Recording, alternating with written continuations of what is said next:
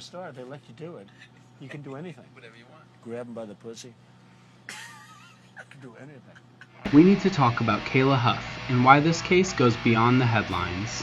When a young black girl is abducted and killed in the woods by a group of mostly white supremacists, we have to look at the exact definition of lynching. A lynching is a group killing happening outside the law, specifically designed to terrorize. Racism goes way deeper than a simple moral failing or a sin against God. It functions as a severe mental illness that completely warps a person's perception and destroys their empathy. The right to life is a legally protected human right, and this kind of violence strips that away entirely. In recent news, with the death of Kayla Huff by lynching in Missouri, with immigrant detainees in concentration camps, and with Trump's mass deportation program correctly ruled as ethnic cleansing by the UN, with hatred, racism fueling the Trump administration's ethnic cleansing campaign, it is important to reiterate that outside of the demonic and outside of the fact that racism is moral sin against God, racism is in fact mental illness. With how many individuals that were involved in lynching of Kayla Huff in the woods of Missouri, and of course, mind you, this is on, again, the ethnic cleansing. So 16-year-old Kayla Huff was murdered by a group of acquaintances, most of them white supremacists. Her body was found in the woods on May 13th.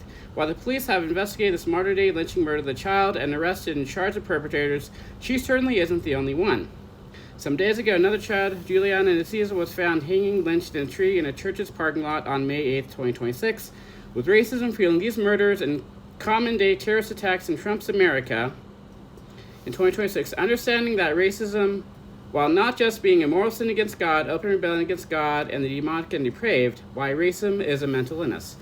Is racism mental illness? From a psychological perspective, yes it is. According to Psychology article Day, after Charles Phillips racism mental illness clearly and supported by empirical research, racism has mental and physical health effects on the victims. But other people who harbor racist views themselves suffer from mental illness. Does racism have mental health effects on perpetrators? Or can racism be a downstream effect of mental illness? If so, then how might this impact how we view and treat those who avowed racist beliefs, as well as those who harbor less conscious forms of racism? A case can be made that those who harbor racist beliefs are in fact exhibiting mental illness problems, beginning with self-centeredness and lack of empathy, and continuing to anxiety and paranoia about other racial groups, and culminating in hatred, hostility, and sociopathy. This implies that mental health-based programs, including psychoeducation, benign and productive relational contact between races, exposure, treatment of racial anxiety, and perception of personal insecurity and vulnerability, and the cultivation of compassion and empathy can be helpful in undercutting the elements of racism still existing in society. This should, of course, be combined with a political and social program to making clear that racial hostility and bias are unacceptable at any level of society.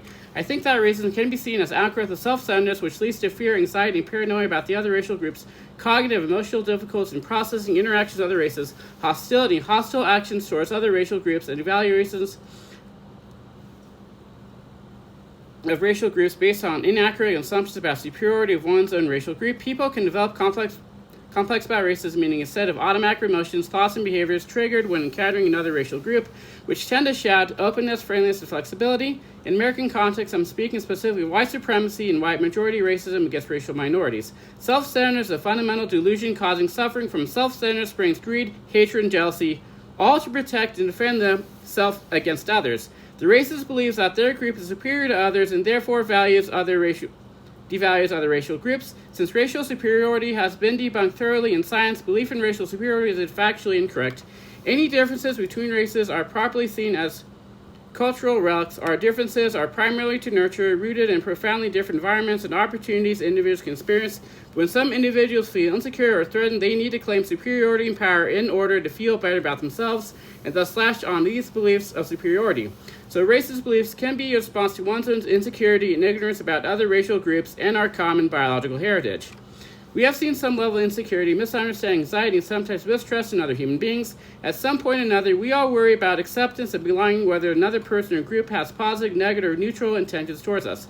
Until we are either reassured by interaction or through previous interactions and understandings how to develop our own sense of safety and security, we might have a level of ignorance about others and anxiety. When we feel vulnerable, our fear and mistrust of others arises, so racist beliefs and racial actions can spring from pathological levels of anxiety and paranoia about other racial groups.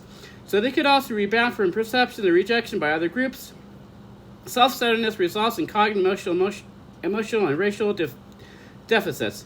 Racially self-centeredness to value others, emotionally self-centeredness involves the lack of empathy for others, resulting in hostility. In extreme cases, the lack of empathy underlies a sociopathic behavior causing actual harm of others. On a more subtle level, empathetic failure underlies nearly all our wounds of racism, sexism, homophobia, and so forth. Self-centeredness, anxiety, and paranoia give rise to cognitive distortions. The individual with racist beliefs interprets the world in such a way as to support their ideology, and thus their insecure self. In this insecure self might feel more powerful to be united with others who share similar beliefs. It reinforces the radicalization and spiritual of groupthink. In all these ways, we see how racism can be a symptom of underlying mental health issues and a mental health issue of itself. Dr. Carl Bell analyzed these issues in several seminal articles, a few of which are referenced below. In addition, Dr. Bell and Dunbar proposed criteria of pathological bias, which are appended below. Personality disorders such as narcissism, antisocial personality, as well as other mental health conditions might result in racist beliefs and actions. Some have wondered whether classifying race as a mental health issue might allow violent perpetrators to plead not guilty for reason of insanity. This is a possibility, but there also requires them to identify themselves as racist, and therefore they should be subject to corrective treatments. Racism, all forms of hatred, are threats to mental health. Racism is not simply a moral, spiritual, and cultural legal issue. It is also an issue with profound implications for mental health. For all affected, Dr. Robert Chandy, after Charlottesville as racism and mental illness, is going to be linked below. The Universal Declaration of Human Rights, Article 3 of the Universal Declaration of Human Rights, everyone has the right to life, liberty, and security of person. The Universal Declaration of Human Rights, Article 3, is the right to life, the right to the individual not to have their life taken away, especially by personal sanction, execution, murder, and certainly not by ethnic cleansing, white supremacists / Trump supporters. Racism is a mental illness. As a certified human rights consultant, I will reiterate that the right to life is a protected principle according to international law.